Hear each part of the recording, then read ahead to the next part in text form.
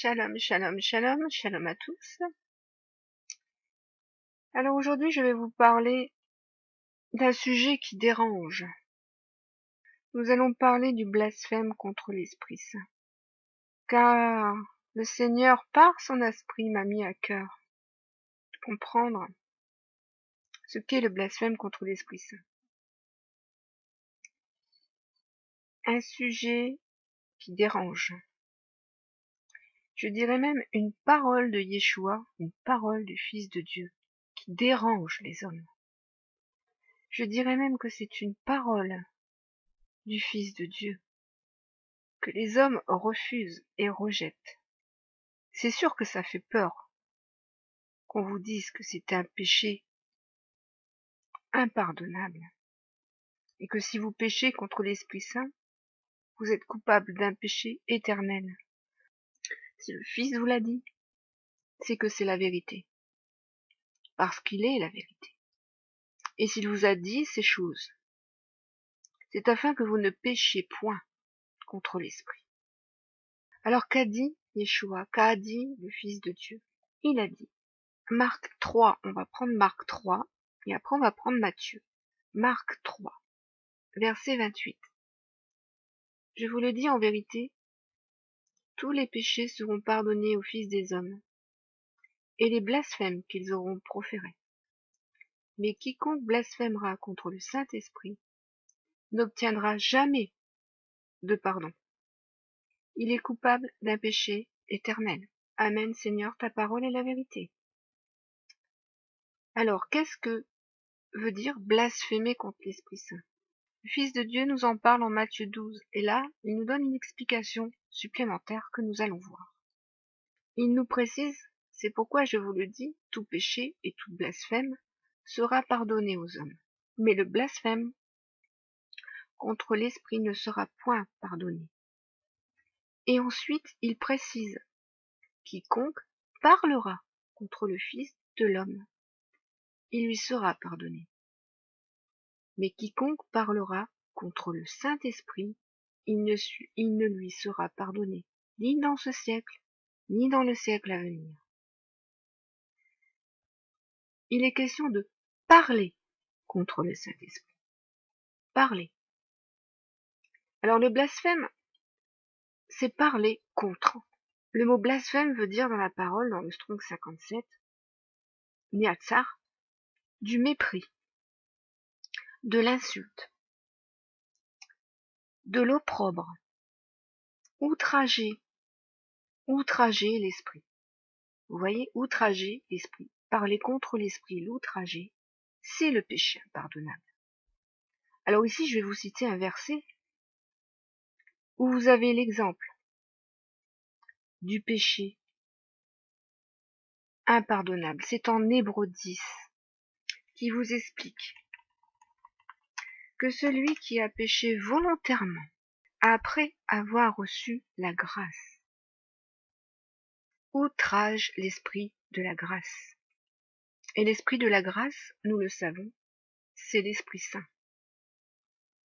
Et c'est ici l'un des exemples du péché impardonnable. Péché après avoir reçu la grâce, péché volontairement après avoir reçu. Alors, on va lire Hébreux 10. Car si nous péchions volontairement après avoir reçu la connaissance de la vérité, alors je vous rappelle que la vérité c'est la parole, et que la parole est esprit. De quel esprit croyez-vous qu'est la parole, si ce n'est l'esprit de vérité qui est l'Esprit Saint? Lorsque vous parlez contre la parole, vous parlez contre l'Esprit Saint. Donc je reprends, car si nous péchons volontairement après avoir reçu la connaissance de la vérité, il ne reste plus de sacrifice pour les péchés, mais une attente terrible du jugement et l'ardeur d'un feu qui dévorera les rebelles.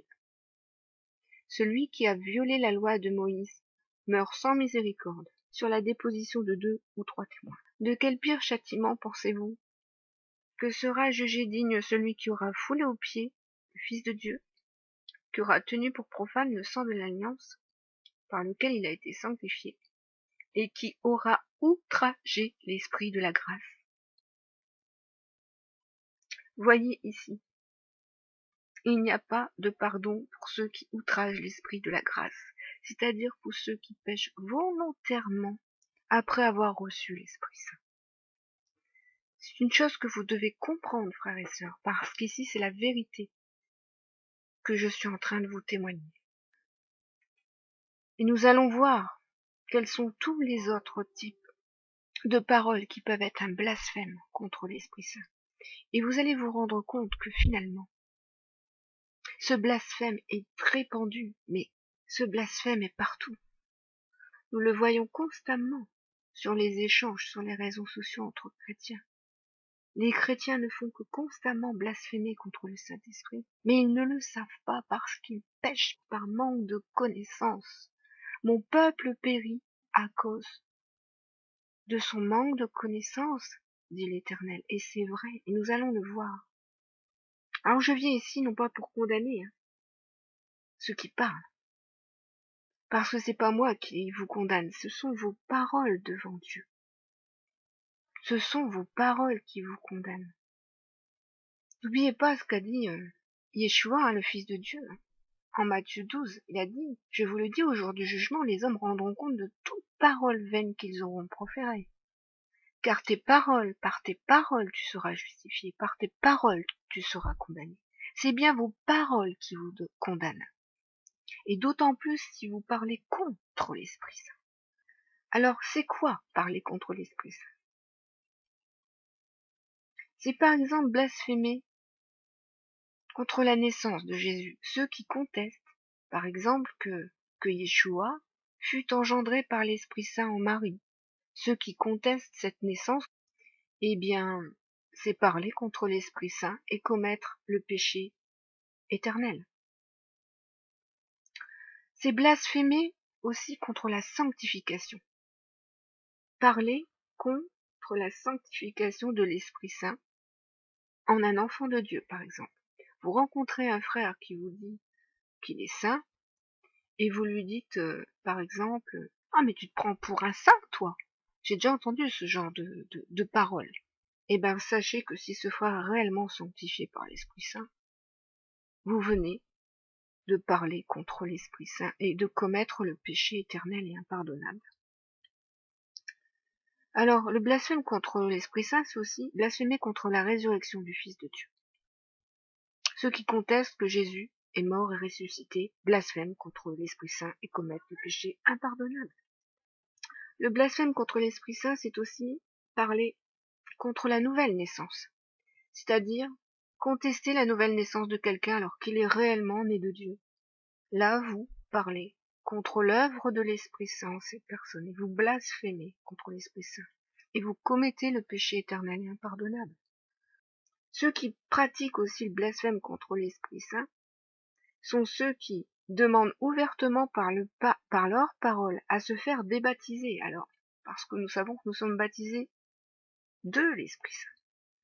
Donc, le péché impardonnable pour ceux qui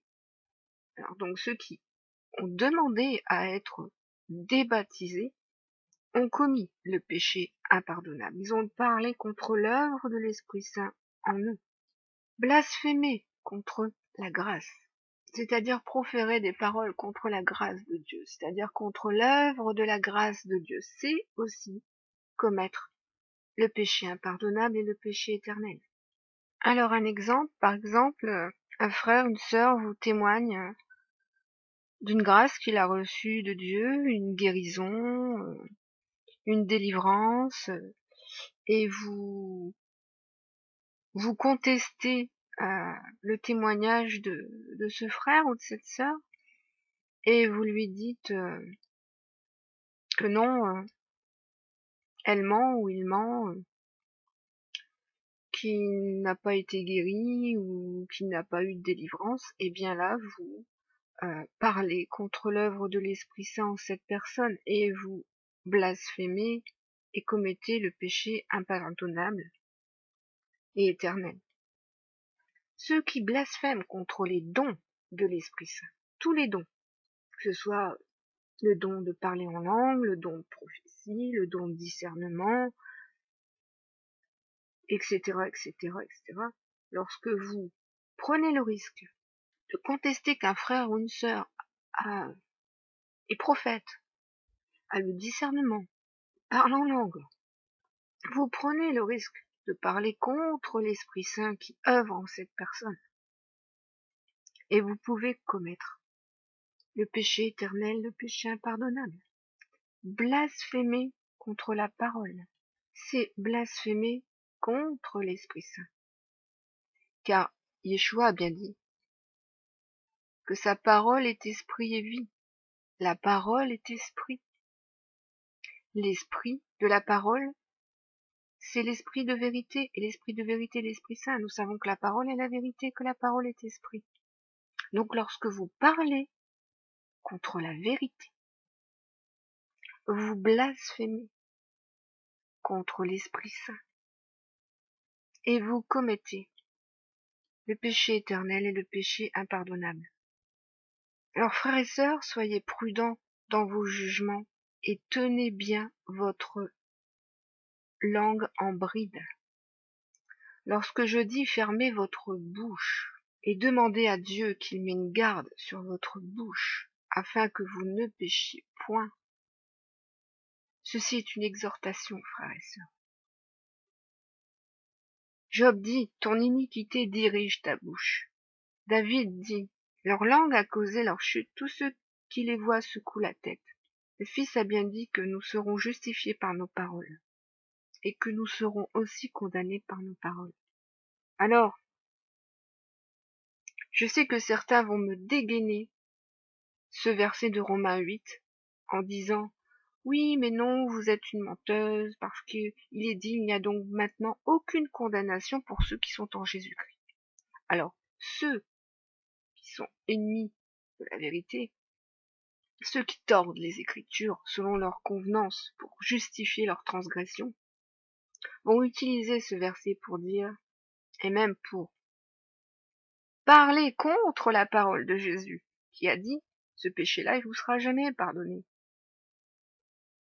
Entendez bien que si vous prenez la parole pour contester la parole, en fait, vous prenez la parole pour parler contre la parole. En fait, vous prenez l'esprit pour parler contre l'esprit, parce que la parole est esprit. Vous êtes en train de pécher contre le Saint-Esprit. Ce péché est répandu, mes frères et sœurs. Entendez bien que dans Romains 8, quand il est dit, il n'y a donc maintenant aucune condamnation, il est dit pour ceux qui sont dans Jésus-Christ. Entendez bien que si vous avez péché contre le Saint-Esprit, vous ne demeurez plus dans le Fils. Vous êtes jetés dehors du Fils. Et la condamnation est sur vous. Comme Yeshua le dit, quiconque parlera contre le Saint-Esprit ne lui sera pas pardonné. Il est coupable d'un péché éternel. Donc voilà, frères et sœurs, c'est une mise au point que je voulais faire avec vous, afin de vous affermir dans la vérité, afin de vous faire comprendre aussi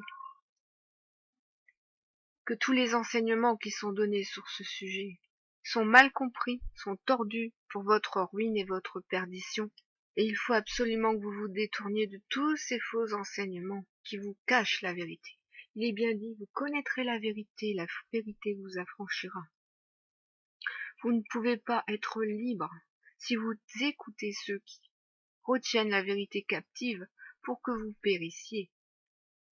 Vous ne pouvez pas être libre si vous écoutez ceux qui travaillent pour l'ennemi et qui jettent un voile afin de retenir la vérité captive, afin que vous ne connaissiez pas cette vérité.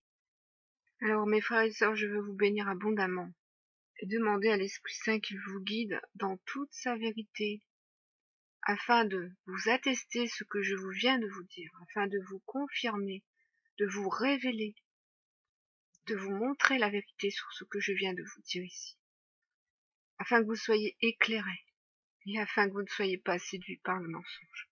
Soyez bénis.